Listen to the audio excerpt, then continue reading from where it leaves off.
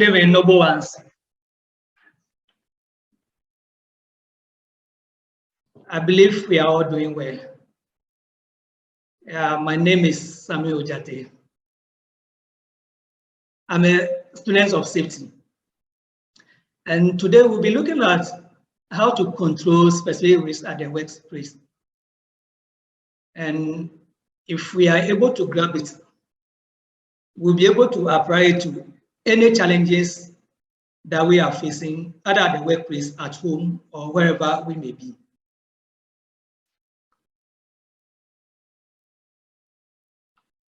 Because of network issue, I'll seek permission to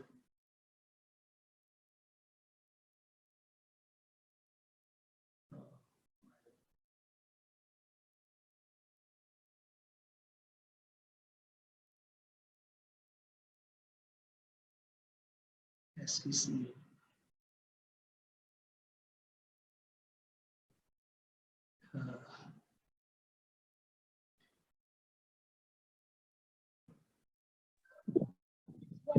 Hello, Mr. Sam.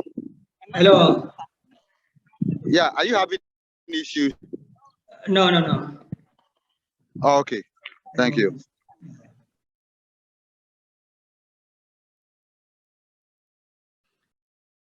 Yeah, so like I said, we'll be looking at how to control specific risks at the workplace.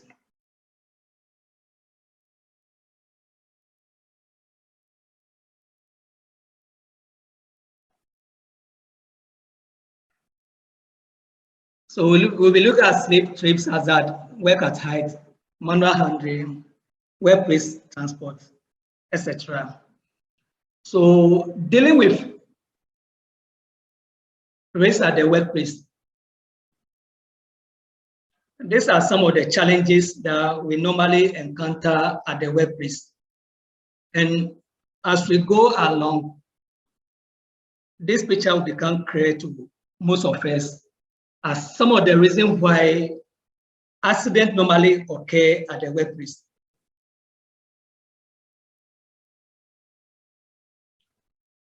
Now, we cannot talk about the risk at the workplace without talking about the worker. So the question is, who is even a worker? Most often, we think only permanent staff are workers. But by ISO 45001, it gives clear definition of who a worker is. And it says any person who does work activities and is under the control of the company. This will include employees, contractors, temporary workers, students on attachment, national service personnel, or what sometimes we usually refer as hopper, or youth, those who are doing youth services. And even any visitor to your website, you are supposed to protect the person. So a worker is not just a mere permanent worker at your workplace, but anybody that performs work activities at your workplace, and the person is under your control. So anytime that somebody comes into your workplace and the person is under your control, that person is a worker. So you are supposed to protect that individual or group of people.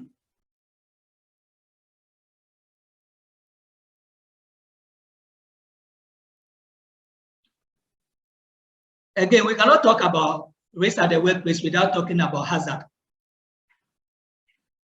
And per definition, hazard is anything that can cause harm. It can be electricity, it can be chemical, it can be working from height, it can be spillage at the workplace.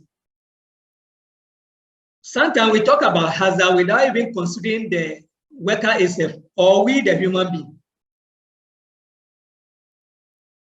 You, the individual worker, can be hazard to yourself or your colleagues or anybody. So the human being itself, or we the worker ourselves, we are also part of hazard.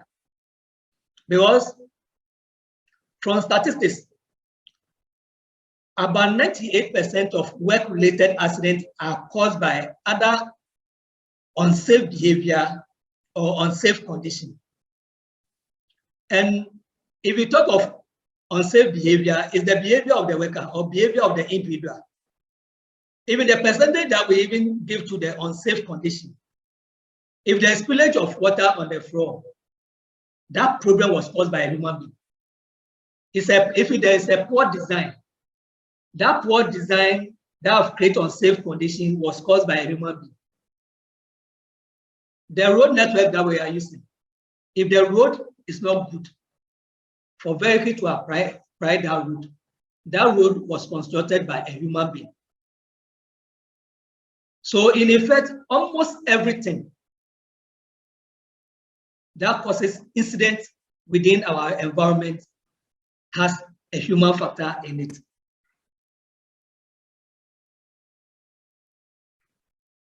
Risk is the chance or probability, which is low, medium, or high, of that hazard causing harm or damage to people, property, environment. And this video will explain what I just said. That is hazard and risk.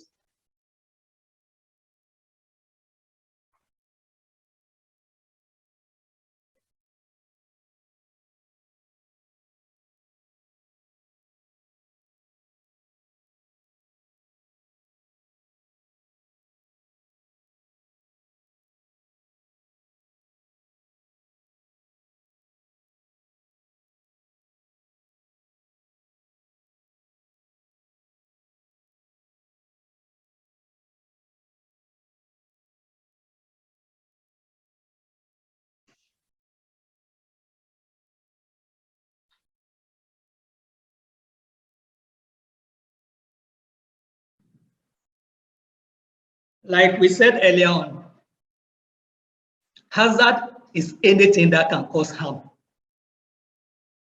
And statistics indicate that about 98% of work-related incidents is caused by human behavior or unsafe condition. And if we look at this scenario, you see that the workers, they never did proper assessment before they were trying to lift the item. And when the thing fell, when there was a break in the equipment that have to fall, you see human beings running. So when everybody was running for his or her dear life, nobody can predict the outcome. The harm that could be caused can be low, it can be medium, or it can be high. That is why it is very important that anytime we want to carry out an assignment at the workplace or any environment, we do proper assessment so that we don't cause problem to ourselves, our colleagues, or anybody that will be at the premises. And every work activities, there's a legal framework. So the Health and Safety at Work Act 1974 requires employers to ensure the health and safety of all employees and anyone who may be affected by their work, so far as it's reasonable, practicable. This includes taking steps to control slip and trip risk. So it is the responsibility of the owner of the company or the employer, the one in charge, to ensure that every employee or anybody that have any role to perform at the workplace or where the work or the work environment to be safe. So the question is, our work activities, do we ensure that people are safe at the work site? 2, employees have a duty not to put themselves or others in danger and must use any safety equipment provided. So if you are an employee, they're giving you rule of procedure to follow to carry out your work. They're giving you all the necessary control measures, PPEs and the rest. It is your responsibility not to put yourself in danger and other colleagues' life too in danger. So what your regulations or the working procedure that you are supposed to follow at the workplace, you should follow it to the letter, so that at the end of the day, all of us will be safe. Again, manufacturers and suppliers have a duty to ensure that their products are safe. They must also provide adequate information about their appropriate use. So if you are here and you are a manufacturer or you are a supplier of commodities, it is your responsibility to ensure that anybody that will use your product is safe. So you provide an adequate information on the product that people will use. Example, if you are in a francophone country and you are sending your product to anglophone country, you are supposed to put the information in English, because you are sending it to English speaking country, so that they will be able to read and understand. Likewise, if you are in English speaking country and you are sending your product to any country that speaks different language apart from English, your product must be in the language that they will read and understand. That is the requirement. You must also state the uses of the product. Again, the Workplace Health, Safety and Welfare Regulation 1992 requires floors to be suitable, in good condition, and free from obstruction. People should be able to move around safely. So your workplace, have you put in measures? Are we putting measures to ensure that everybody that will come to the work premises will be able to maneuver freely without causing any problem?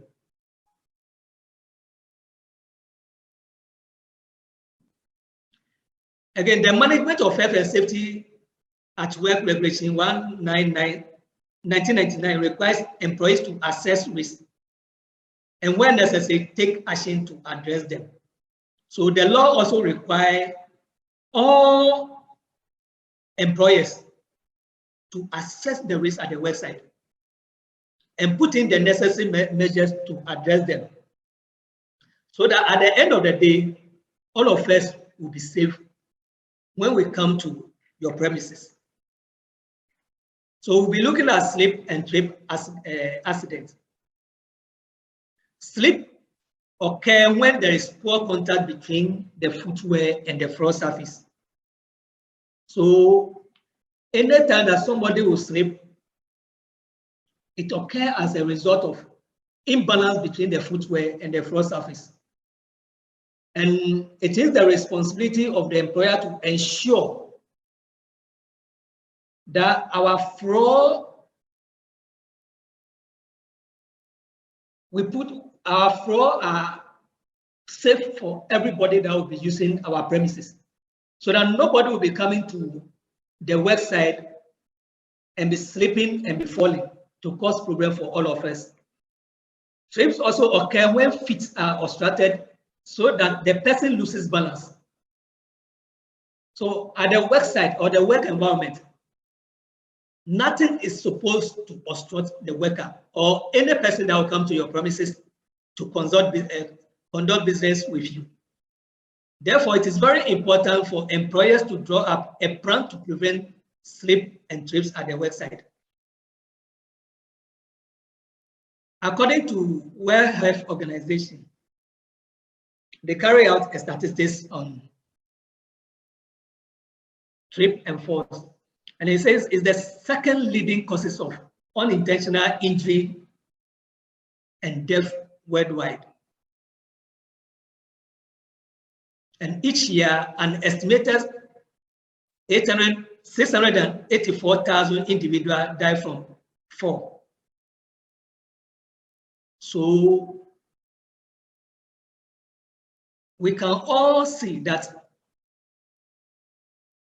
slip and trip is a major challenge, not only at the website, but even at home. And they say 80% are in low and middle income countries. Then, as of 2019, about 36.5% of all deaths in workplaces occur as a result of trip and fall.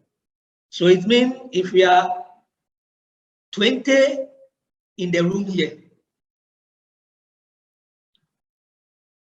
about 7 of us will be having issue as a result of trip and fall incidents. So it is very important that we keep our workplace safe so that people will not come into our work premises and be encountering a lot of problems. Slip and trips are the most common causes of injury at the workplace. Like we said earlier on, they account for more than 1/3 of reportable accidents every year. And they are also the most reported injury to members of the public. So like we said earlier on, it is not only at the workplace, but in public spaces. A lot of people slip, trip, and fall most often. And our daily life, these are the common things that we can observe. If you are not a victim, your friend, your colleague will be a victim.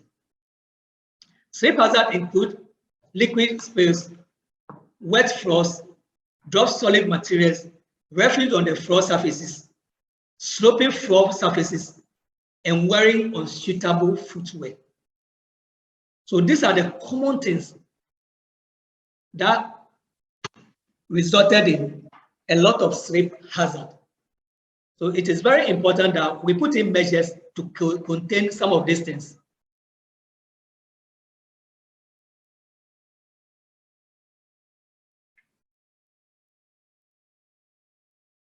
Trip hazards are floor with holes or uneven surfaces, trailing cables, loose floor tiles, worn carpet or racks, changes in floor level, including steps and stairs, obstruction to walkways, overcrowded and untidy workplace. So if our work environment is overcrowded, the end result is people will just be tripping and be falling. And if you look at the picture, loose floor tiles that we mentioned, some of these things can easily cause trip and fall. We look at the cable that is lying on the floor. If it is not arranged properly at the workplace, it's likely to cause trip and fall at the workplace. So it's very important that we keep an eye on some of these things. Sometimes the office is built before we think of adding certain things. But when we bring in new equipment or new machines, we should be able to arrange it in such a way that we'll avoid trip and slip hazard at the workplace.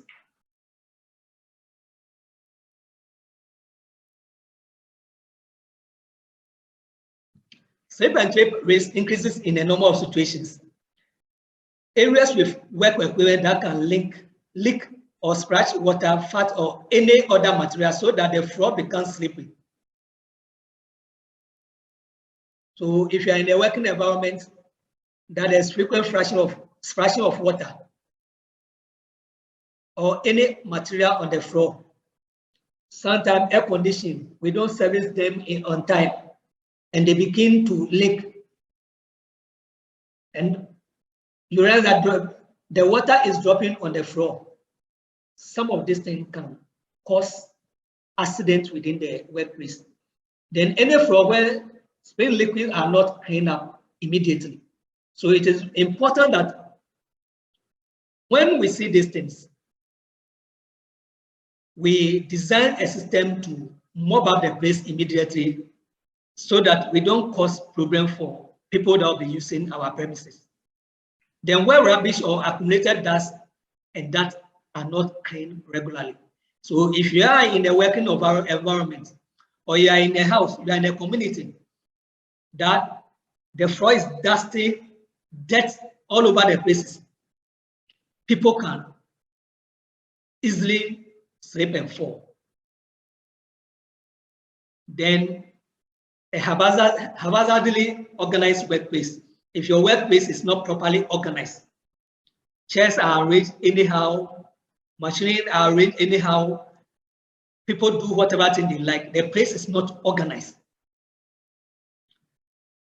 then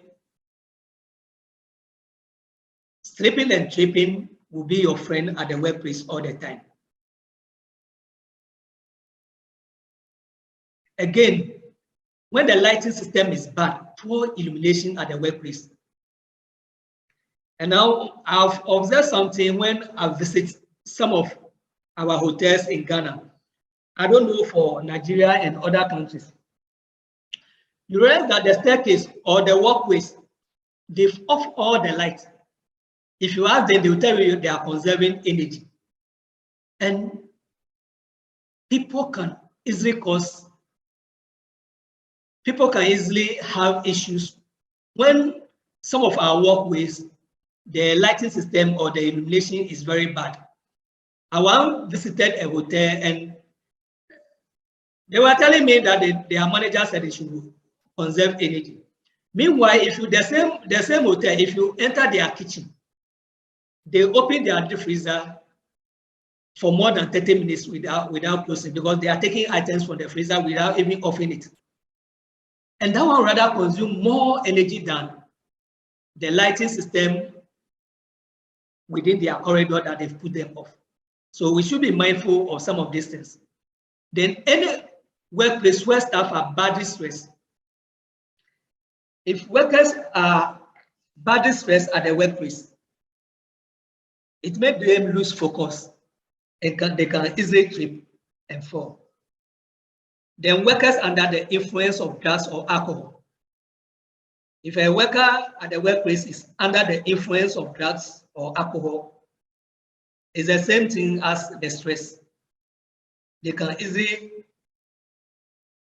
slip, trip, and fall easily at the workplace. Then where the nature of work influences risk. Example, hotel kitchens and fast food outlets with a lot of grease, where portable electrical equipment is used, especially if there are trailing electrical cables. So most often in our kitchens, where we use a lot of water, we use a lot of oil, grease, etc. The risk of trip and fall or slip and fall is very high. Then, like we saw in the earlier picture, when the cable trailing line haphazardly at the website, it can also cause people to trip and fall. Do we have a way of preventing or controlling some of these things? Yes. It is very important for us to carry out risk assessments. And as we discussed in the earlier lesson, we all know the process of carrying out risk assessment. Then when there's a lot of dust, we try to place entrance mat. If we put mat at the entrance, it controls the dust that accumulated in their offices or on the floor. Then when there's a leakage on any machine or building, we try to fix it immediately. We draw a program to fix it immediately. Make sure plant and equipment are maintained. The maintenance culture. If we are able to follow our maintenance culture at the workplace, our maintenance schedule at the workplace, it elevates some of these basic things that causes problem for us at the website. Then we must also design tasks to minimize spillage at the workplace, so that if there's a need of providing data at the workplace. We provide it so that the leakage at the workplace will not spread to other places to cause problem for all of us. Then we can also control by the use of right cleaning method. If we don't design proper cleaning method, and we just think people should just come and clean and go away, they will do it and do not do it the proper job, and it will rather worsen the situation. Then we make sure that our cleaning method is effective for the type of floor we have. So if the floor is slipping, there's a way of cleaning it. If the floor is rough, there's also a way of cleaning it. If your floor is tiling, its cleaning is different from a floor that is a terrazzo floor. And if we are able to design some of these things effectively, slip, trip, accident within the workplace will be reduced to the barest minimum, if not eliminated. Then there is a need of also planning pedestrian and vehicular routes to avoid contaminated areas. So if we are in a work environment that a lot of individuals come there frequently, we have vehicles, it is very important that we demarcate it so that we know where the route for vehicles, we know where pedestrians will pass, we also know where workers will use, so that we don't contaminate the workplace. The moment we continue to contaminate the workplace with foreign materials, it will increase the accident rate of slip and trip at the worksite. Then we should also try to keep walkways and work areas clear of obstruction. Then our footwear. We must know the environment that we are working in, or wherever we are going, we should know the environment so that we put on the right footwear for us to avoid accidents as a result of either slipping or tripping. Then when there's a spillage, we should be able to remove it immediately or promptly. Like in safety, we said, when you see it, you own it. You may see the problem. Sometimes it's not your responsibility to clean it or to solve the problem, but it is your responsibility to report to the appropriate quarters so that the person who is in charge will deal with it appropriately. We must also consider how work is organized and managed. Example, to avoid rushing, overcrowding, and trailing cables. So if you are putting up a new office, you must know the number of people that will be working in that office.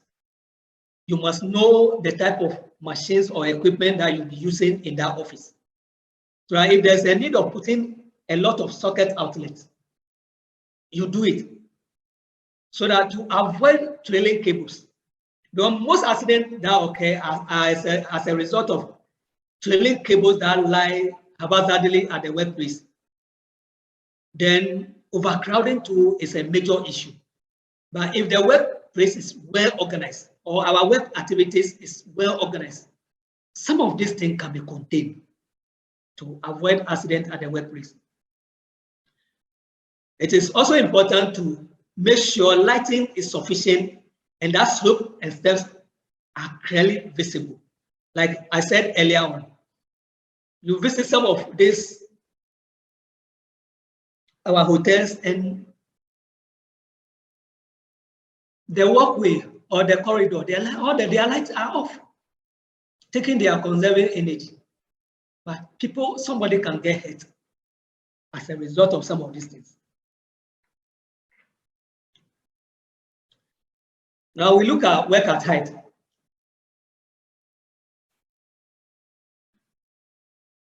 Excuse me. Work at height means work in any place where if there is no precaution in place, a person could fall from a distance which is likely to cause injury. Example, you are working from height. If you are working on a ladder of a flat roof, could fall through a fragile surface, could fall into an opening in the floor or a hole in the ground. Work at height usually involve the use of access equipment such as ladders, steps, trestles, tower scaffolding, and certain types of lifting equipment. Access equipment is classed as work equipment. So the principle and standard applicable to work equipment are equally relevant to access equipment. So access as work at height is not only about working in the top. It can be even underground. But once there is a possibility of you falling, it's classified as work at height. And these are some of the examples. People coming to work, and if necessary precaution is not taken, they can easily fall from that distance. And I have one typical example that happened in somebody's residence.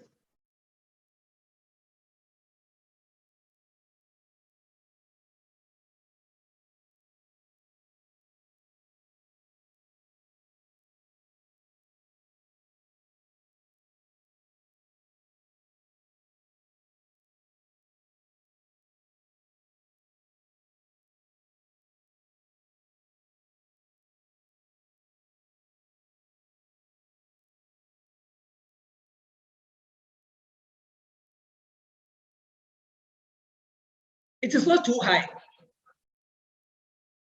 This less than 2 meters. But look at the outcome. Because the painter is not professional. He was just using an abandoned makeshift table constructed by a mason. And in an attempt to paint the house, this was the outcome. So you look at some of these things.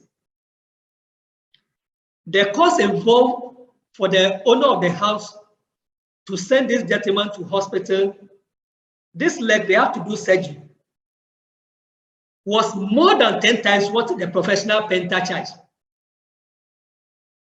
So we've seen the disadvantage of cheap things. If we don't want to do the proper thing, these are the outcome. This clearly shows us that accident is very, very expensive. Therefore, it is very important for all of us to do the right thing to avoid some of these things in our daily life. Falling from a high place, for example, construction worker falling from scaffolding, warehouse worker falling from mobile platform, and cleaners falling from step ladders. And the example we just saw, it is not about 10 feet, 20 feet. This is about a meter. And look at the outcome. Objects falling from a height and striking people. Example, bricks falling from a scaffold, tools falling from a platform, or curtains falling from a storage rack. Being dislodged or crushed by a structure that collapses, such as scaffolding that has not been erected properly. Contact with high-level lighting and other electrical equipment and installation when working at height. So these are some of the hazards that can occur when we are working at height.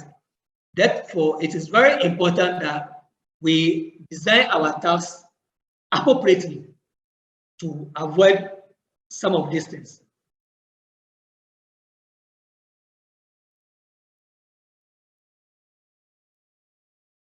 Risk when working at height. Time needed for the job to be completed is very key. When you are doing your normal work at the ground level, the job that you can use 30 minutes to 1 hour to complete it. When you are working at height, you climbing to that point of work itself will take you about 15 to 20 minutes, depending upon the job. You positioning yourself for the task will take you another time. Before tackling the job itself, it will also take you another time. That is why anytime you want to do any work at height, you ask yourself whether it is even necessary to even do that job at height, or there are any other means of doing the work without going at height. Then 2, complexity of the task.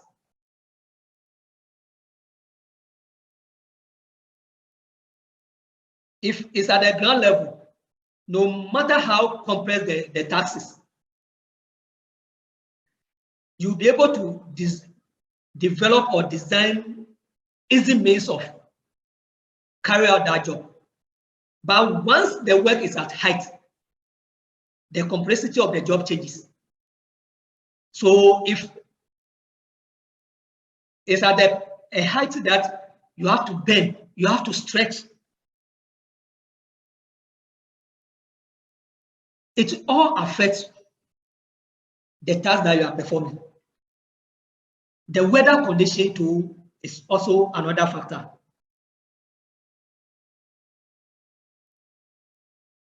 Is the weather cold? Is it under hot weather condition? Is it drizzling? Is it at dawn, or you are working to the deep? You are working deep in the night.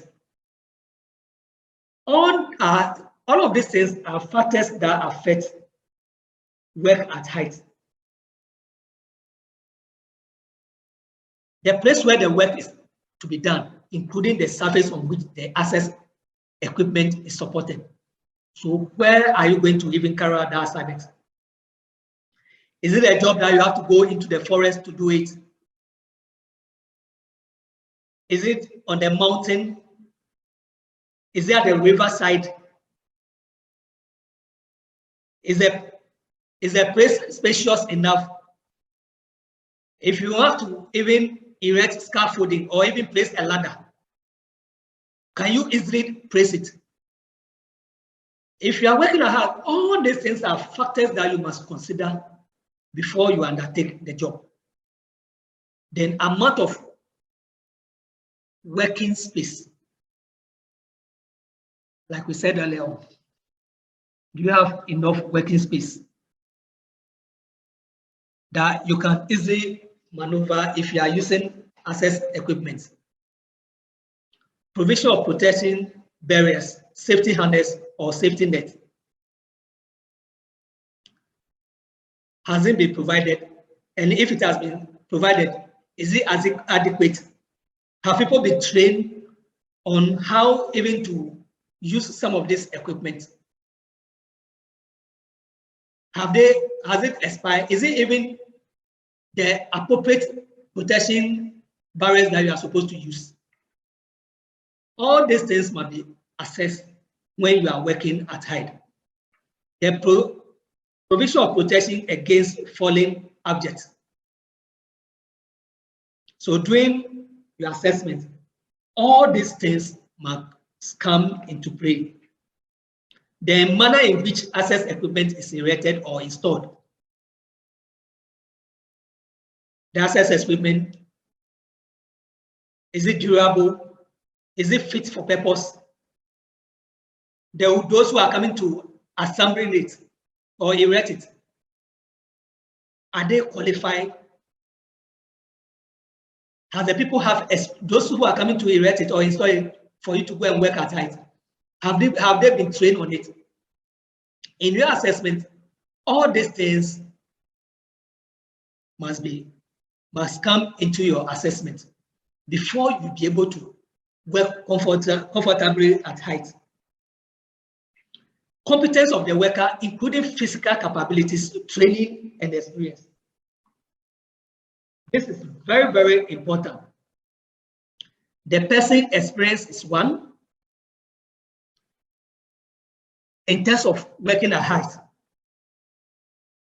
the person personal competency. Is the person competent to even carry out the work at height? Physical fitness. The team, the group that is going to work at height, their physical fitness, are they fit?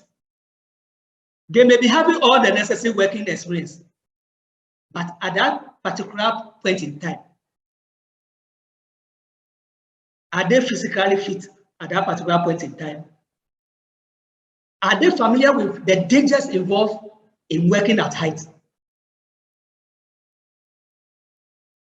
And if they are going to operate any access equipment,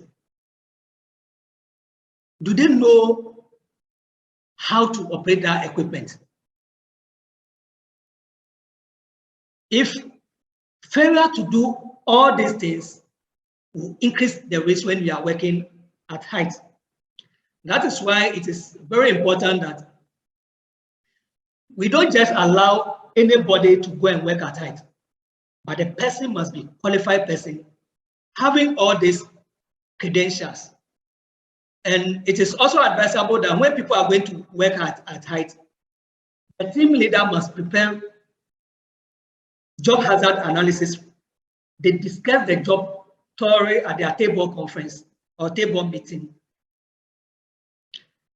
List the steps on carry out the work. Any hazard involved in the nature of the work that they are going to undertake. And let the team members understand and send it against their name. Sometimes we do some of these things, people just sign without understanding what they are signing. If you are a team leader, it is very wrong. You must let them understand the job that they are going to do, the hazard involved, before they append their signature. And when some of these things are done, that the job can easily be carried out successfully.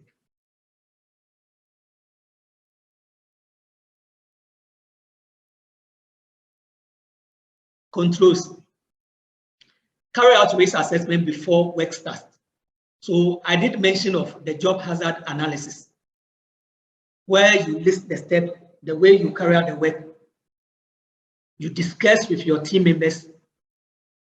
People will bring their views, the appropriate measures to be taken. And when the explanation is clear for everybody to understand, then they append their signatures before work commences. So you make sure all work at height is planned, organized, and carried out by competent people. So not just anybody. And mistakes that some organizations have been doing is they look at people who are tall to go and work at height. It doesn't work that way. Somebody can be very tall, but the person fears height. So when people are going to work at height, it should be about the competence of the person, the experience of the person. When we talk of competence, we are talking of the experience, the physical fitness, familiarities with the job that the person is going to do. That is key, and not the height of the individual or the worker. Then you follow the hierarchy of control for making risk from work at height. It takes them to avoid, prevent, or reduce the risk. And you can only do this when you prepare proper JHA or job hazard analysis forms. You choose the right work equipment and select collective method to prevent faults such as guide rails and working platform. So all these things should be in your JHA form or the job hazard analysis form, so that at every point in time, your team members know what they are going to do. Now we come to manual handling.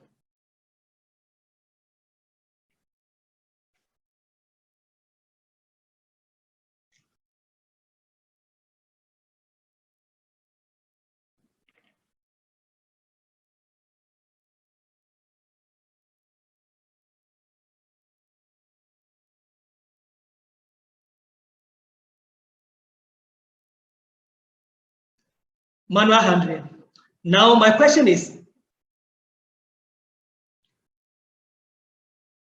what caused this incident? If someone can help us.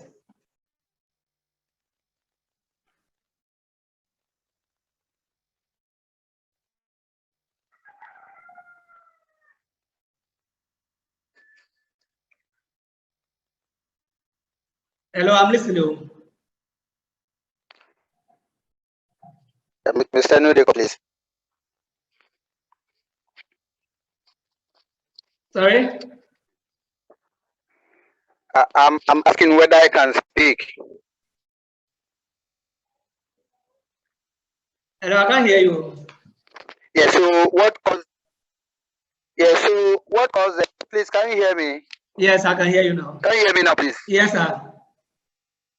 So what caused the accident was the fact that he was packing the blocks, and at a point in time, because they were all shifted to the front, the wheels were gaining weight at that side. So when he took the last block and added it there, the handrail was also in between the legs. So adding that heavy block to the rest that were in it forced the whole machine to slope forward, making the handrail side lighter, and it crashed the balls.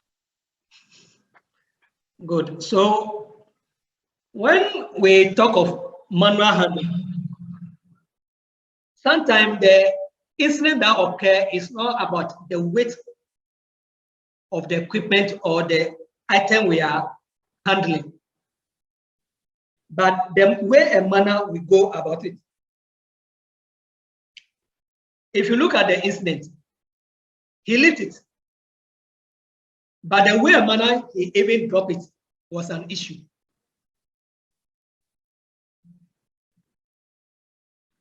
Manual handling means any activities requiring the use of force exerted by a person to lift, lower, push, pull, carry or otherwise move, hold or restrain a person, animal, or thing. So manual handling, if you are lifting, you are lowering something, you are pushing something, you are pulling it, you are carrying, or whatever thing that will involve movement is manual handling. And before carrying out manual handling activities, we must think of time, T-I-L-E. T-I-L-E. And what is T-I-L-E? Number one is the task involved. Like we watch the 5 seconds video. Before you even undertake it, the task, you ask yourself, will it be repetitive? Will you be bending frequently? Will you be stretching? Will you be twisting? So what task are you going to perform? Is it something that you are just going to lift it once and that's all? Or there are a lot of items that you are going to lift? That is the first thing that has to come into our mind. Number two, the individual performing the task, the personnel. Number of people performing the task. So if there's an item that you have to move it from point A to point B, the question is, are you going to lift it alone from point A to point B? Or you'll be about 2 or 3 people. And if you are 3 and you are lifting them, is each individual carrying that load from point A to point B. Or you position yourself in such a way that Mr. A will lift it, pass it on to Mr. B. Mr. B will pass it on to Mr. C. Mr. C will pass it to Madam D, and Madam D will drop it. All these things have to be planned. Sometimes we think manual handling doesn't involve planning, and we do it and we encounter a whole lot of issues. The load, type of load, the S stands for load, type of load. What is the size of load? What is the shape, the weight? Like we watched the earlier video.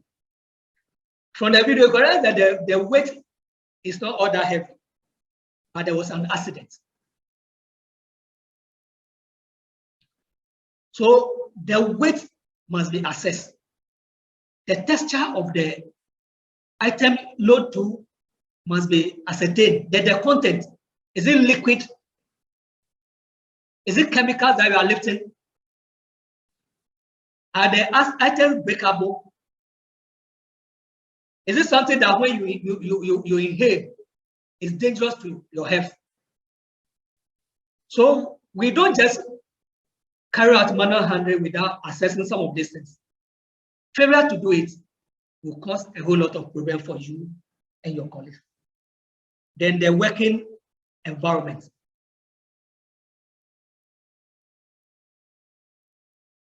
Is the lighting at the place adequate for you to see your way clearly?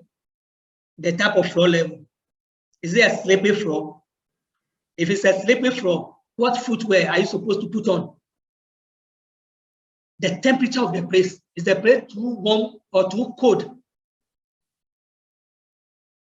Again, when you lift it, are you lifting it from a height? Or you are lifting it to climb from ground floor to the next floor? All these things must come into play when we are doing manual handling. So, like we said, anytime we want to undertake manual handling, we think of TILE.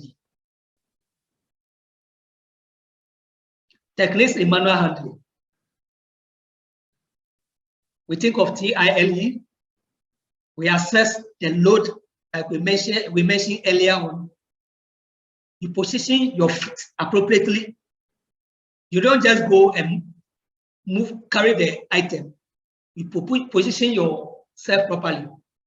You adopt a good posture. Try to get a firm grip of the load that you want to carry. Then you move the load close to your body. If there's time, we'll show video, and the video will show some of these steps. Then you move the feet one after the other. You don't jerk.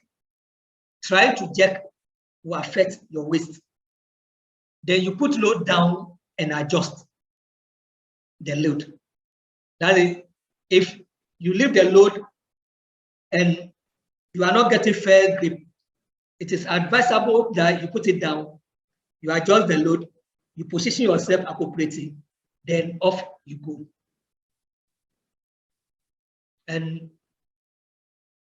the control measures must be fully followed when we are doing manual handling.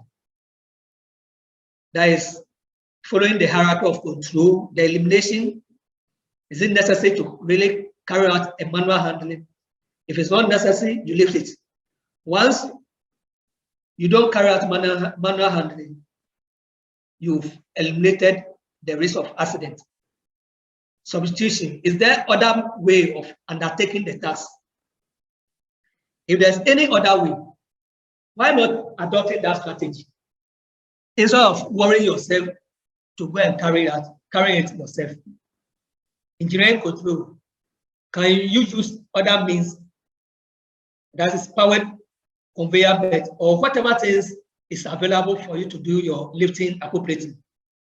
And those who are supposed to carry out the manual handling, as any proper training be provided for those people who is supervising the activities that they are undertaking. and who is in charge. Failure to do this will cause a serious problem at the website. Then what type of load are they going to carry? And what are the appropriate PPE available for them to work effectively? And you can only achieve all these things if we think of TILE.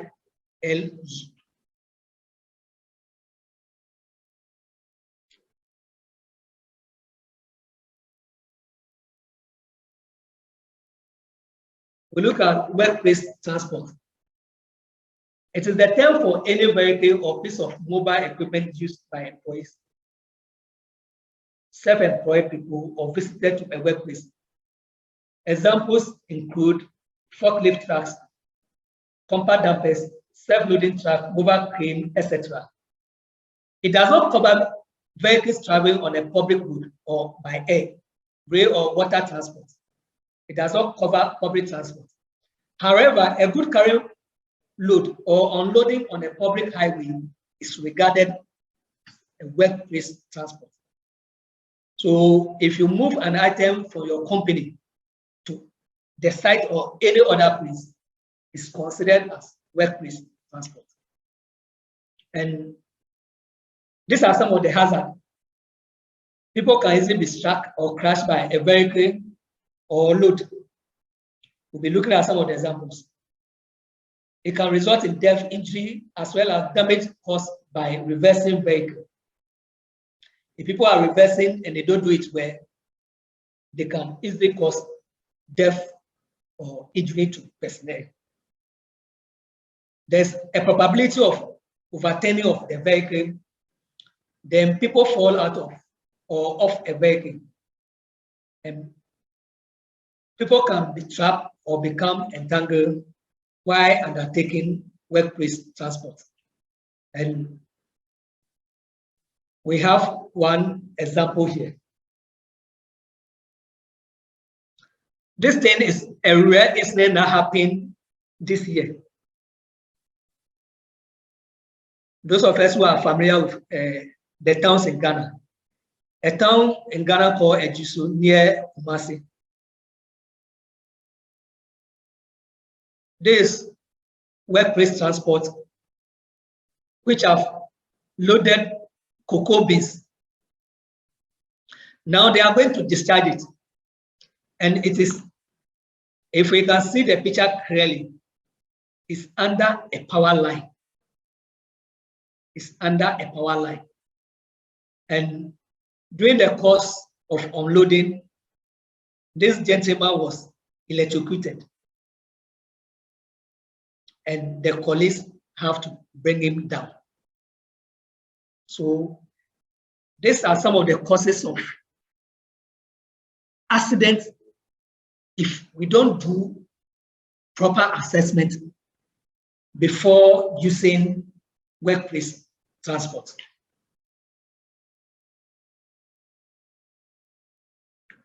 Risk with workplace transport.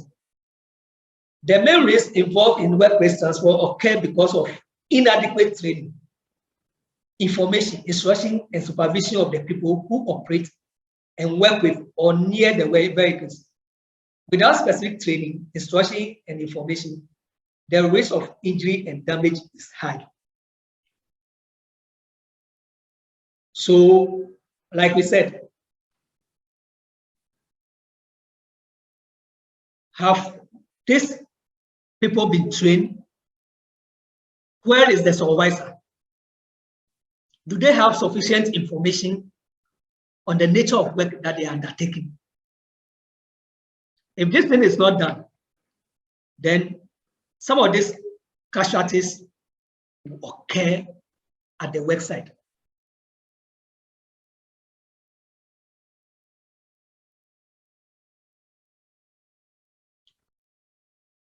I'm showing another short video about workplace transport.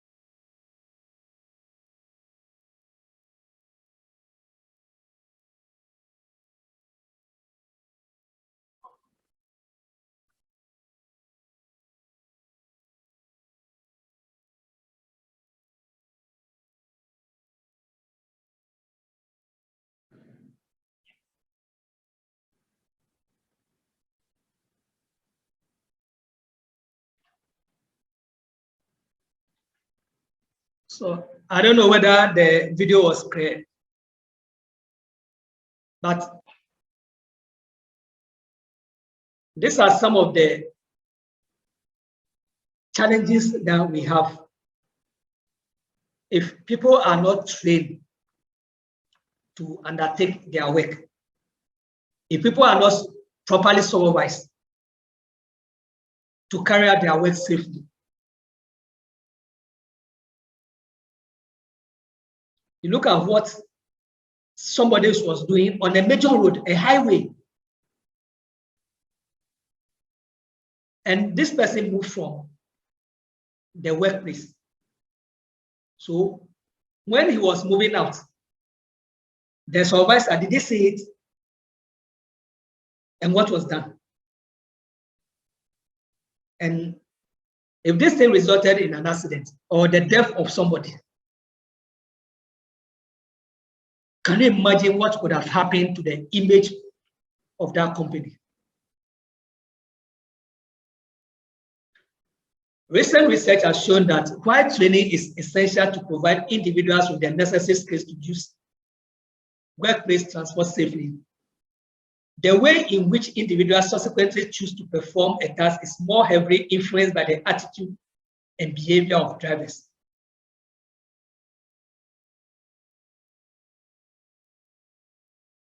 So the question is, why would the drivers adopt that attitude? Sometimes the way we engage some of the workers, most of these people that handle our workplace transport system, like the forklift and other materials, some of them learn it on the job. So the rules and regulations, precaution, safety measures concerning it, they have little knowledge of it. So they go to the warehouse or they go to the workshop, they try their hand on it one or two. Once they are able to move it, we think it's their job and we allow them to do whatever they like. And when they continue to do this for a very long time, the outcome is what the picture and the video that we just witnessed. Poor management control often leads to unsafe system of work. Yes, if the management control is weak, that people are not trained, we don't check the recruitment processes properly, appropriately, some of these things are bound to happen at the website.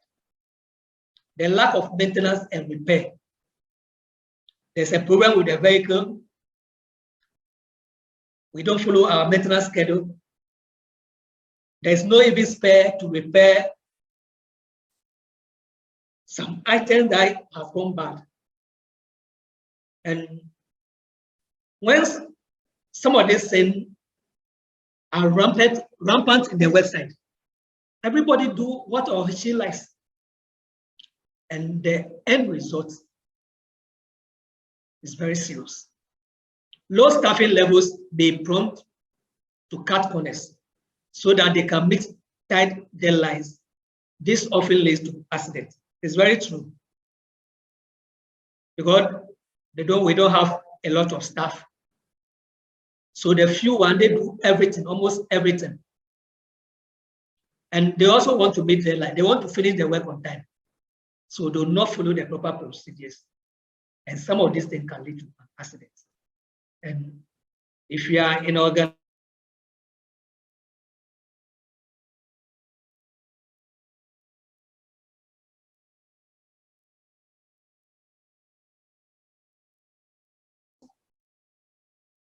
of this incident be less than the cost of the training that you provide for your staff, your guess is good as mine.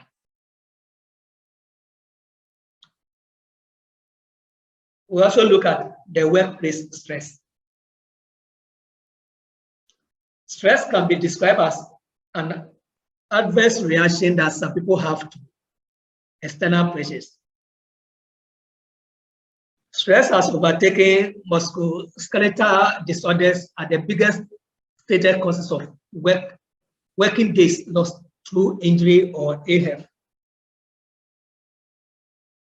And now that all over the world, the economy is in a state of some kind of challenge for most of us. Stress level for a lot of us have gone high. And it's even affecting the youth or the younger ones. So it's very important that we consider stress at the workplace as a serious issue and find the appropriate control measures to contain it so that it doesn't escalate at the workplace. So these are some of the common things that can really cause stress at the workplace. When there's interpersonal conflict, you are not in good terms with your colleagues at work, can develop into stress if it's not managed. When people feel discomfort at their working environment, poor tools, they don't have the appropriate tools to work with, poor tables and chairs, poor ergonomics, it can lead to stress at the workplace. Multitasking, one man tells me he's alone, trying to do everything. At the end of the day, you achieve nothing. It can also cause stress at the workplace. Then, when you are disorganized or the workplace is disorganized, there's no order, there's no rules, there's no procedure at the workplace. Some of these things can also lead to stress. So we look at the duty and balance, how we can balance some of these things so that we can all feel comfortable at the workplace. You need to be aware that stress is very rare for people and can make them ill. Sometimes we deny that we are under stress and it leads to a whole lot of things. So it is very important that all of stress should be aware that stress is very rare, and if we don't deal with it appropriately, it can cause illness to the individuals at the worksite. Then employers have legal duty to ensure that employees are not made ill by their work activities. So the way we design our work, the way we design our tasks at the workplace, it should be in such a way that people are not made ill as a result of stress. We look at home work-life balance. The employer encourages employees to adopt healthy lifestyle and try to ensure that the workplace makes a beneficial contribution to the health of the workforce. This can contribute to the control of stress at the workplace. That is why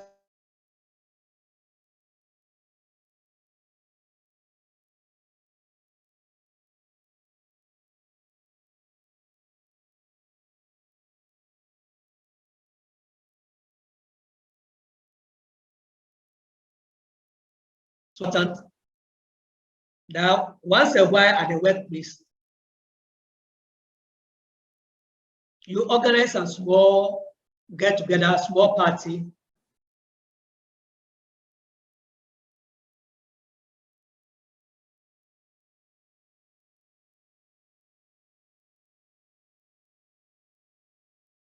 and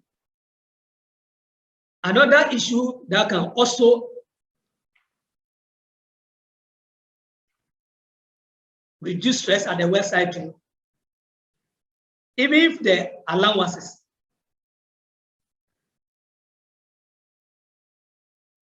or pay is even little and it comes regularly, it comes on time, workers are comfortable. It reduces stress on them.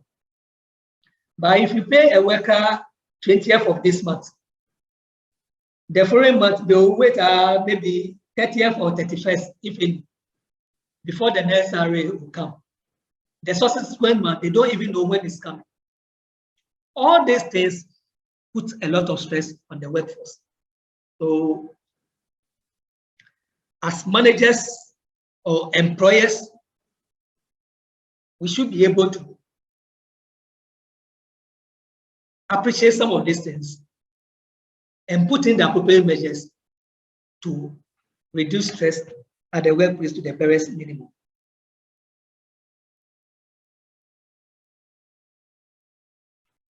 At the website, how do we recognize stress?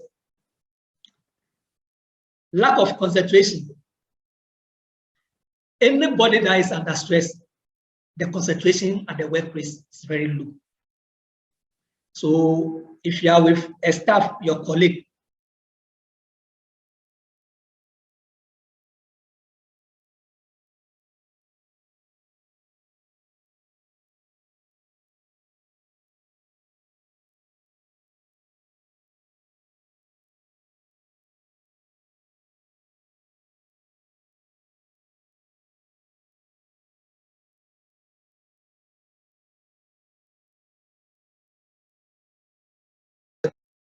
they want to live their independent life. But there's people that we know their behavior, we know their mood, that they are jovial, they talk to everybody, they are free with everybody. Then all of a sudden, such people recall into their shapes. If you see some such behavior, it should prompt you that that person is undergoing some sort of stress. Then stress can also cause high blood pressure. But if you are developing headache, frequent headache, you must sit back and assess yourself. It could be that, excuse me, you are undergoing some sort of stress. And those who are under stress too, they have poor working relationship with other staff.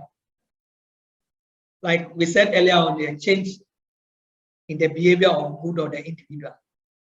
Once the person is under stress, the person doesn't want to joke with anybody. He doesn't want to converse with anybody. That person wants to live an independent life. So if you have a staff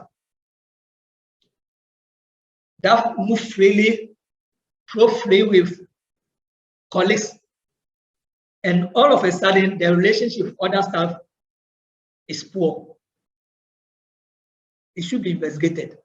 It could be that that person is undergoing some sort of stress. And most often, some of these things happen to people who work alone. You see some people who are in the office alone. They are in the office alone. They come out, they don't talk to anybody. When you visit them in the office, they want to sit up and do the writing. We should be very, very observant of some of these people. It could be that they are undergoing some sort of stress. Then stress can also cause some people to lose appetite or weight. So if you are here and you are losing appetite, you must quickly examine yourself. It could be that you are undergoing some sort of stress. Then be easily irritable.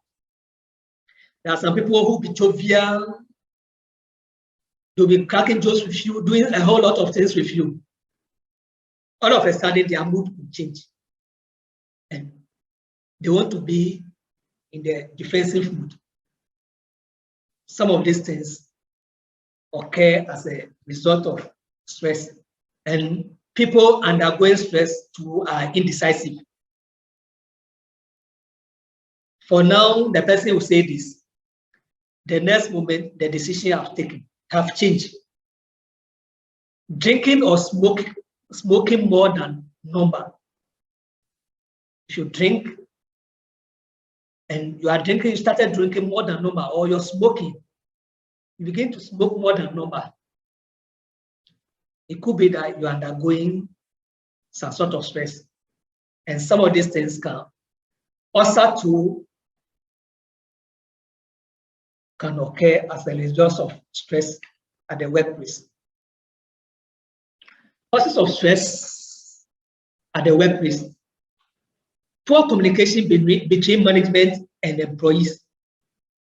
Once there is breakdown in communication between the superior and those under him, it starts to build tension within the working environment. And some of these things can lead to stress at the work site. Insufficient training in health and safety issues. When people are not trained on how to carry out their jobs safely, you've not trained the person, you think the person has worked for so many years, so the person will be able to perform certain tasks. You are trying to put that person under some sort of stress. Then brain game. There's an issue at the website that all of you will come together to resolve. You want to blame a colleague because you think he is the cause. This thing happened to me some years back when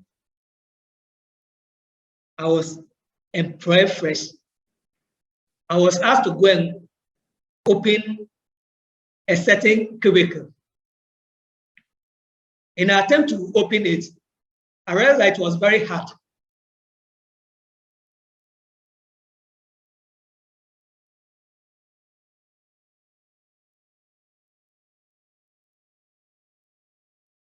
Handle is bad because of rust. And you've asked somebody who has no idea to go and open it. So when we continue to blame people for certain issues, it will lead to stress on those individuals. The managers who ignore health and safety rules at the workplace. If you are the boss, you are the supervisor, you are the team leader, and there's procedures of undertaking the work safely, but you tend to ignore it. You want your team members to just go bypass the rules and go and do the wrong thing. Shortcut. Some of these things can lead to stress. The job insecurity. You are working in a certain organization, you are on contract. 6 months, 1 year contract. The contract is there is a few weeks to come to an end. You don't even know whether the contract will be extended or not. Some of these things can lead to stress at the worksite. Then poor organization of work activities. When the work is not planned, and people tend to do whatever they like, it's also lead to stress at the workplace, because once the work is not properly planned,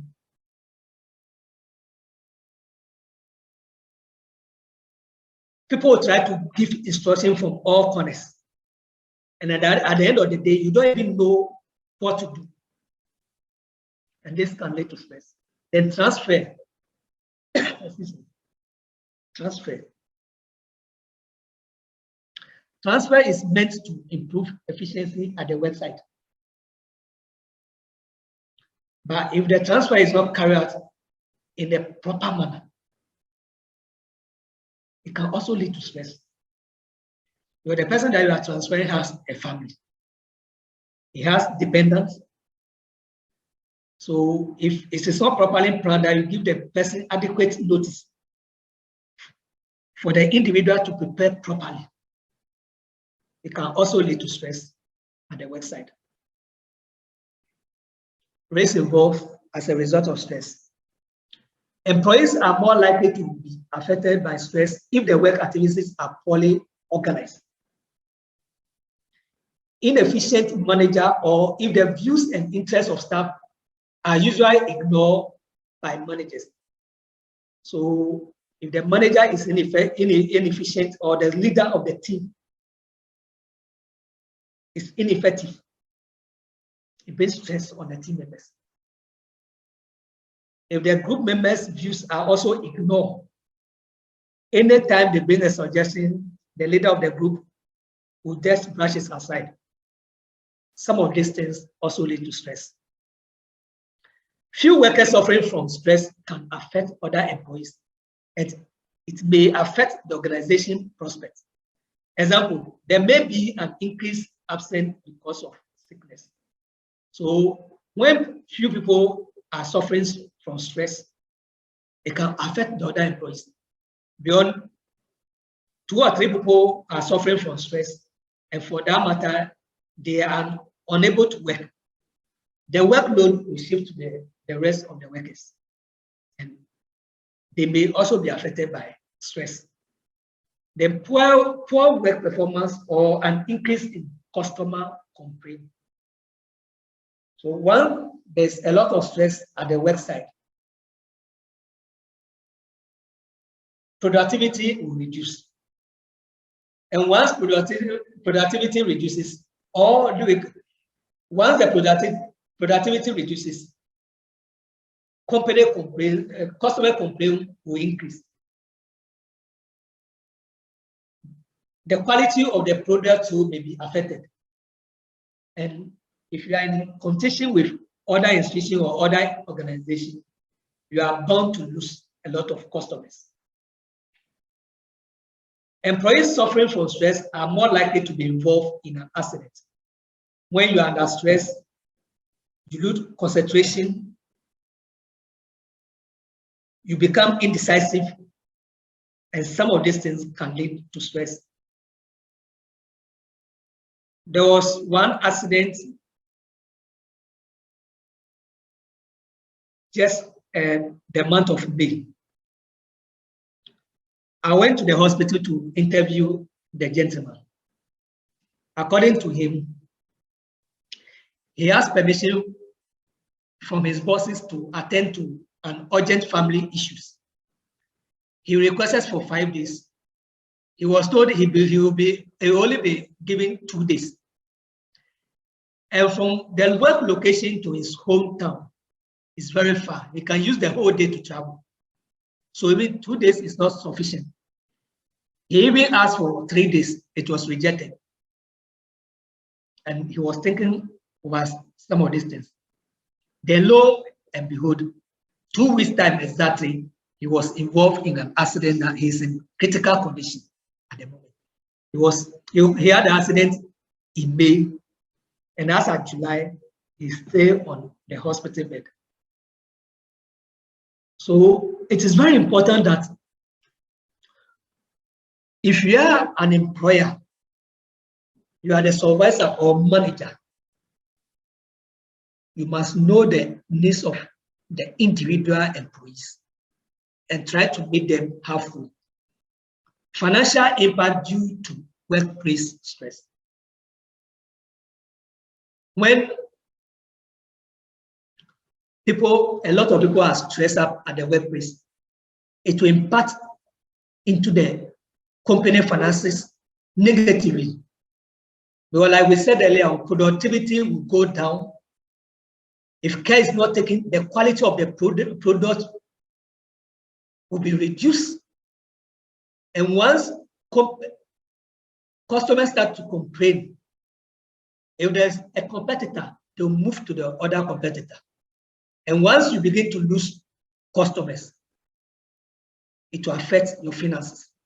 And when it leads to an accident, like I mentioned the gentleman's incident, you are going to pay more.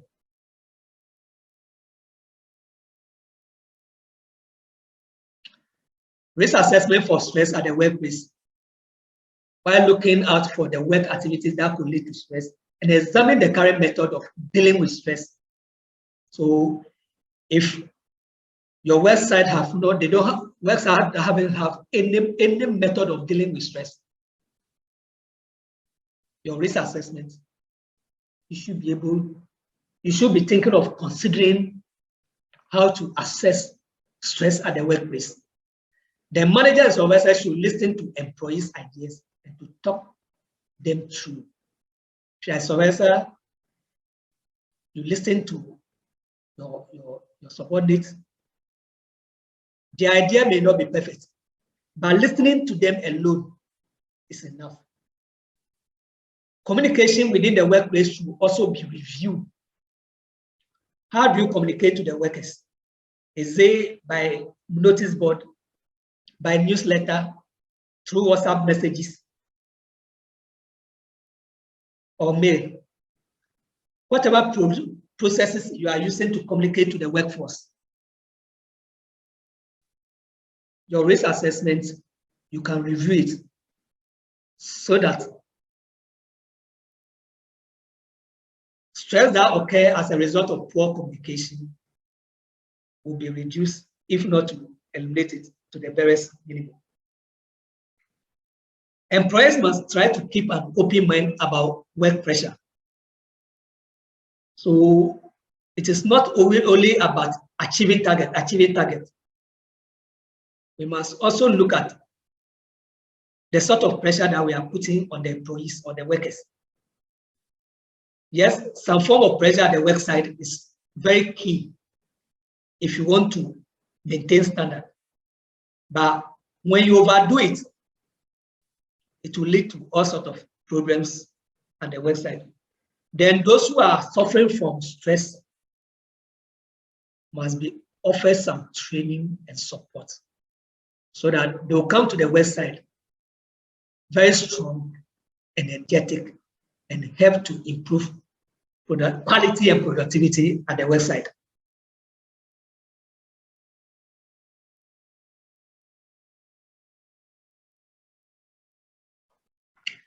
We'll look at the last item on the menu, musculoskeletal disorder. It is a disorder of the muscle tendons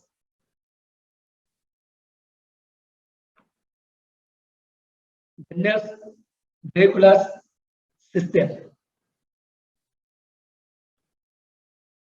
And it's not directly resulting from acute trauma or instantaneous events. That is, this is not just an isolated incident that maybe is one of, or something that will just occur once a while and go. This is something that built up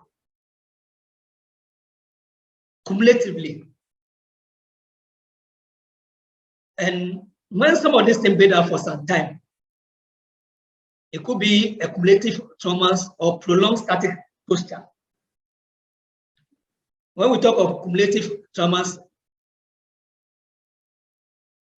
like something that you overdo it, you continue to do it regularly. Or prolonged static posture, you'll be sitting for a very long time. We said we are doing online program. Some of us can sit for about 2 or 3 hours. It's not the best. It will affect us health-wise. So I believe if this training is face-to-face or classroom, there will be a time for tea break, a time to stretch our muscles and other things. Because if you sit for very long, you sit stand, or you continue to do things for a very long time, repeatedly, it will affect your health. And these are some of the symptoms of MSD. Stiff neck, your hand, back pain, waist pain, etc.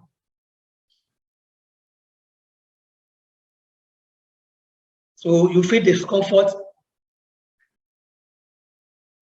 feel pains, cramps in your arm, your pain, loss of grip. Sometimes because of some of these issues, you cannot even grip things properly. A burning sensation, the swelling of the joint or soft tissue, as we just observed. And some of these things occur as a result of prolonged sitting, standing for a very long time, doing the same job for a very long time. So it is very important that we look at some of these things. The causes: entering information into a computer using a computer keyboard. So you'll be typing frequently. You go to the website or the office. That's the job that you continue to do the whole day. Some of these things can affect you health-wise. Packaging of goods into warehouse, including frequent folding cardboard boxes, plastering a wall, butchering meat. It's like all these things you'll be doing it frequently. any job where a movement is repeated for a very long time. So if you are in the work environment that you repeat the same thing for a very long time, if it's parking, you go the whole day, you park. If it's about standing, the whole day you'll be standing. If it's about sitting, the whole day you sit. You are building illness gradually into your system. Hazard. The hazard arises because of repeated actions such as gripping, squeezing, twisting, pushing, and reaching. It is important to remember that the actions themselves are usually not hazardous. It is the prolonged repetition of a movement without sufficient rest. That is the hazard. So it is not about you packing things, standing, sitting, or typing on the computer. That is the issue. But for you to do it for a very long time, it is likely to affect your health. Risk. The severity of the risk for the prolonged repetition of a movement is increased by factors such as the force applied. So if you are hammering, the force that you are applying to do it, then regularity and length of time the action takes place. So if the action, you do it for a short time and you pause, or you go for a break, you will not be affected. But if you do it for a very long time, then mind you, it will affect you. The posture of the worker while doing the job. Our posture too is important. Sometimes you may think when you do it that way, you feel comfortable. So somebody can sit behind the computer the whole day. It is a very wrong practice. And if you are not careful, you start developing neck pains, waist pains, and the rest. And some of these things, if you continue for a very long time, you live to regret. Tools used in the work activities. If the tools are bad, they've worn out and you continue to use it for a very long time to be affected. Then workplace design, ergonomics, how the workplace is designed. The table and chair are not uniform. It's not to standard. It can also affect the individual. Then the scale of the worker. If you are a worker, you are not skillful on the task that you are performing. It can also affect your health. How do we deal with some of these things? You carry out risk assessment, trying to apply economics principle to the job you are doing. You reduce the force that you apply to carry out the work. Then you improve upon your posture. If standing is an issue, and you can sit comfortably to do your work, you do it. If there's need of standing, when you are sitting, there's a need of you standing. Stretch yourself before you continue with your job. Try to do it. Then people must be trained to be competent on the job that they are undertaking. When people are not trained and they continue to do the same thing for a very long time, it will affect their health. Then there's a need of designing job rotation within the working environment so that one person doesn't do the job for the rest of his working life. So if it's about parking, you can rotate. One person will do it. At another point in time, you go and do different job, another person will come.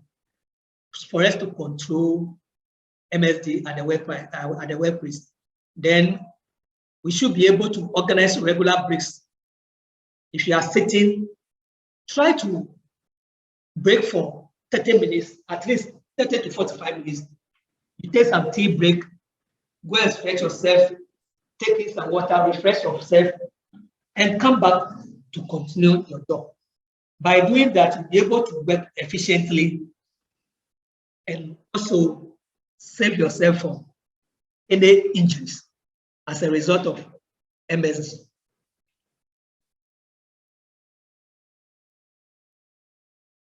I think I'm done. Thank you for your time and your patience.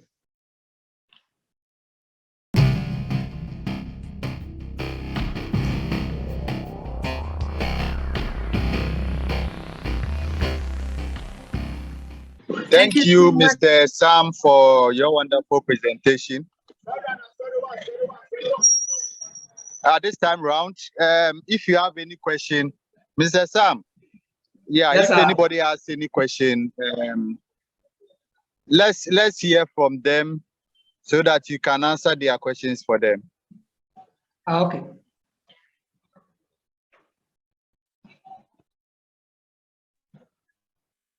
If anybody has a question, they can raise their hands, please.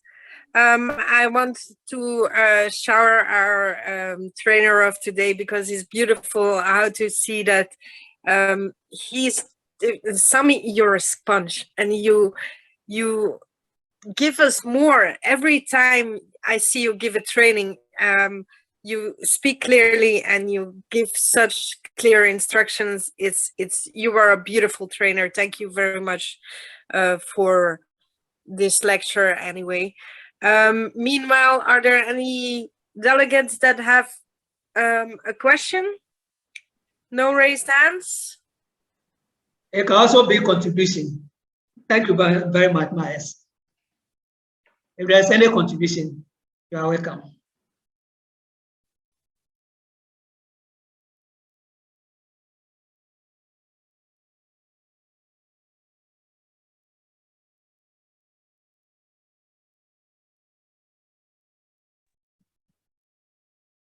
Mr. Abu Jafar has raised his hand. Go ahead, sir. Yes.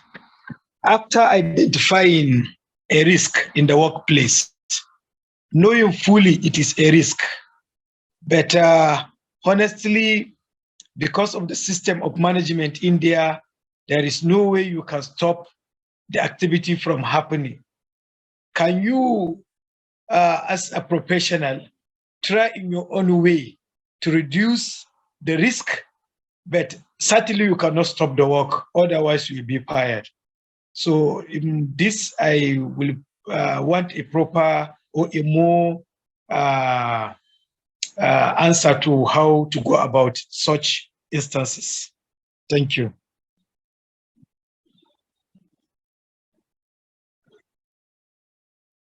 I don't know if Sammy wants to answer, or I will go ahead anyway. So you cannot eliminate all risks. It's impossible. Otherwise, your company is doing nothing. So, for example, if there is a risk in warehousing, that things can fall on your head and so on. If you want to eliminate, you get another company to do that, and your company does only one thing and not the warehousing anymore. But if you're a warehousing company, you will have to take the risks of the warehousing company. So it's impossible to eliminate every risk. As Mr. Sammy said also in his presentation, if you are standing somewhere, you are at risk as well. You will get pains from standing too long, cramps and so on. Those are risks. So you can never eliminate all risks, but you can practically always reduce risks. This also goes for my coaching background, my life coaching background. There is always more than one way to solve a problem. So there is always more than one way to reduce a risk. So it's up to research, asking specialists if you are not a specialist on the field, reading books and so on, and constantly growing. And if you need, if you need an example for a person that has a wonderful growth mindset, Mr. Sammy is your man. So maybe Mr. Sammy has something to add, or one of the other leaders, please. Yes, like the coach rightly said, some of us, the nature of our job, if you want to eliminate risk, then it means we'll go home, we'll not have any work to do. So where it is very, where you have such a situation, the supervision must be very, very effective. You don't keep an eye off settings. You must be on them at any point in time, telling them the reason why they should keep safe while working. Failure to do this, people will go their own way. Like we said, human beings, we are like bullets.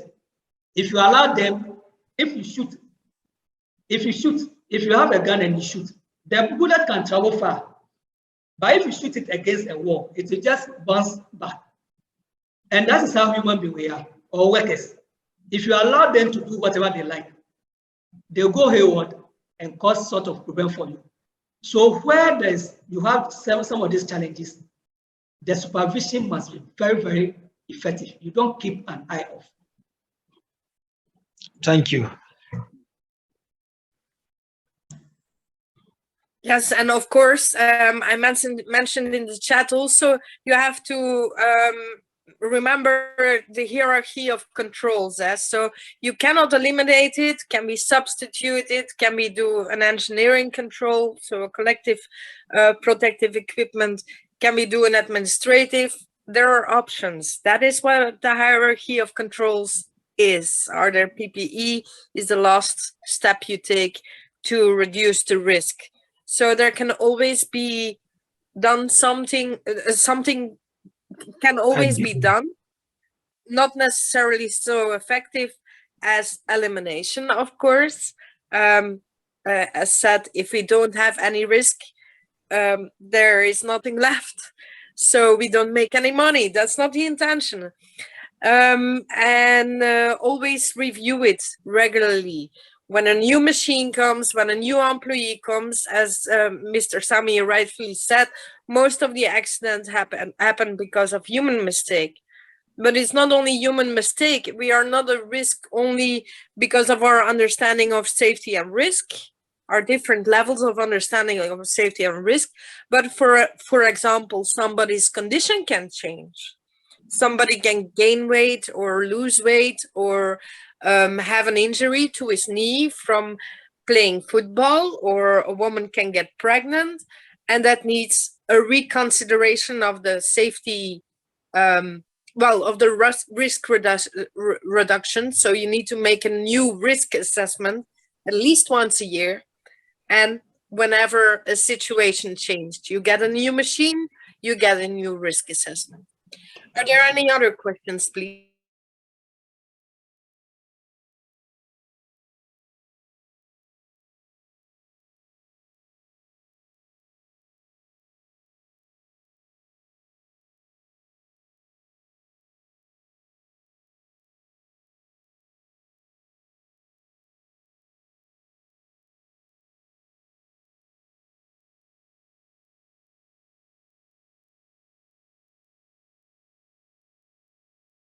You don't take quick decisions. Sometimes some of these decisions you take depend on the kind of line manager you have. So imagine a situation whereby you're a supervisor, safety supervisor, and you are more experienced more than your line manager. And you know, one bad decision you take in an organization can cause a lot of harm. So because I watched a video that has to do with in a gas and oil industry, I think that was in 1988, you know, the Roddy Piper. So the employee or the supervisor, you know, he was telling them, this is what you have to do. And the manager, he says no. And that one big error caused the whole flame. So a lot of money put into the investment was gone. So how do we, as safety professionals, how can we be able to maybe, you know that what we are saying is correct and your boss is telling you it's not correct? Is that a challenge in safety?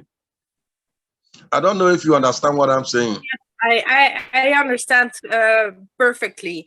Now, I have to say, in Belgium, in my country, we are safety advisors. We have no decision power, but the responsibility legally lies with the employer. Now, what we have to do also here, and what I suggest you do, is have proof, have written proof that you have suggested this to the manager and so on, because you have to protect yourself too. You don't only have to protect the employees, you don't only have to protect the employers, but you also have to protect yourself. So if you have something, anything, administration is so important. If you make a suggestion to somebody, have them sign it for read and understood, or read and agreed, or something like that, that proves that you suggested it, that they read it, that they understood it, and that they dismissed it. Make sure that you are safe. It is a difficult position to be in, I know, but it is important legally, because that still works. Mr. Sammy has some examples too of accidents that cost companies a lot of money in Ghana, for example. So it's not that it doesn't work. Make sure you have proof. Make them sign for whatever you do. I don't know if our colleagues, Mr. Sammy or Mr. Richmond, have anything to add. Yeah, Mamas. Yeah, I want to add up to the two questions that have come. Yeah, the very first one is when we talk of elimination, it's very difficult to practice elimination. That is why there are other options. But in the other case, elimination is possible. For instance, I'm in Accra and I'm supposed to go to Nigeria for a survey or to do something there. Now, I know Mr. Walaka there. So instead of me traveling, the risk of me traveling from Ghana to Nigeria, I just call Mr. Owalaka. Please do ABCD for me and get me information. Maybe in the next 1 hour, if only it's okay for you. He says, yes, it's okay for me. Within the next 1 hour, he will take up the job and get me the information within that 1 hour. In that case, I have eliminated the risk of me going by road or going by air to Nigeria to do that job and come back again. So I have substituted my going there with engineer Owalaka there. So I have eliminated myself personally going to Nigeria. So when we are talking about elimination, then that is it. That is why it is step by step. Once the first one is not possible, any of the ones below should be possible to substitute. The first one, that is the elimination. So it is possible one way or the other, but whatever case, something must be done to make sure it goes on. But if we say we want to eliminate it completely, then as Ma'am and Sam said, then it means nothing will go on. No activity will go on. And if there's no activity, I don't think at the end of the month, we will be paid. Our salary will come. So something must go on, which means any of the hierarchy of controls must be applied so that the work will be done at the end of the day, improvements. Now, the second aspect, last week I made mention, somebody asked a question that if the organization want to start health and safety, he wants the guidelines, and I said they should contact the office. Now in Ghana, I'm doing a lot of consultation for other organizations, and I remember one of the organizations, if I send the safety manager a mail, then I will copy the HR director, because I want the HR director to know that personally as a consultant, I'm working. Secondly, how effective is the manager over there, so that the HR director will know. So it's not one-on-one. Any mail I send, I copy the HR director. Now, if the guy is replying my message, he will remove the HR director and reply me directly. Then I also reply him, adding the HR director again. So in that case, HR director will know the reply that came from the guy. So everything that you do, you need to get an evidence, a backup, so that in case there is any issue, you will not be found yourself wanting, but you have some of these documents to really back you and let me use this word, save your ass. So that is my add up to the what my colleagues have already said. Thank you. Then again, to top up, I know the situation is very difficult if you have a manager who appreciates health and safety issues. I mean, one strategy that I've adopted is I take pictures, videos, not foreign ones. Sometimes we try taking foreign pictures, European pictures, which most often doesn't make meaning. So within the country, within the environment, I go to a place, take pictures, take videos within Ghana situation. And if I have the opportunity, I show it to workers concerned. And some of the videos where they say, so this thing happened in Ghana, this thing happened in Accra, this thing happened in Tema. And the moment you begin to do some of these things, you are building their consciousness towards health and safety issues. Well, truth be told, some of the managers are very, very, very difficult. So like they said earlier on, you send mail, you have evidence so that in case of anything, you have something backing you. But try to localize your pictures and video as an evidence. Thank you very much.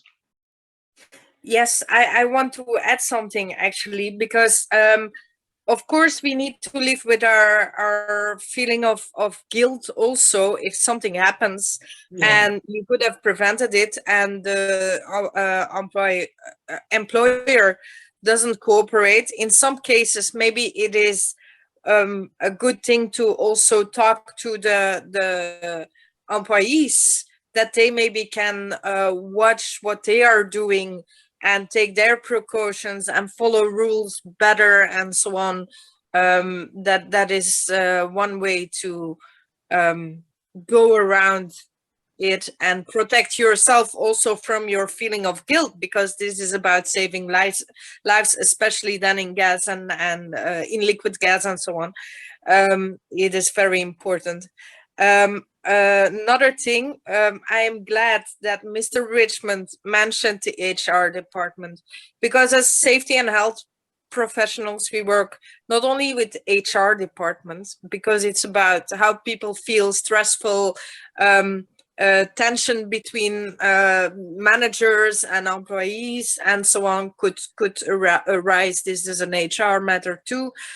We work with union, we work with IT, cybersecurity is also security. So we work with a lot of departments. We need to be very communicative to everyone.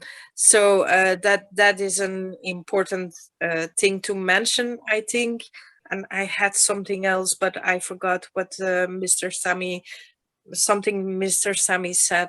But meanwhile, before too many people leave, I would like to remind you that tomorrow is still an important session, because we will talk about the exams and so on.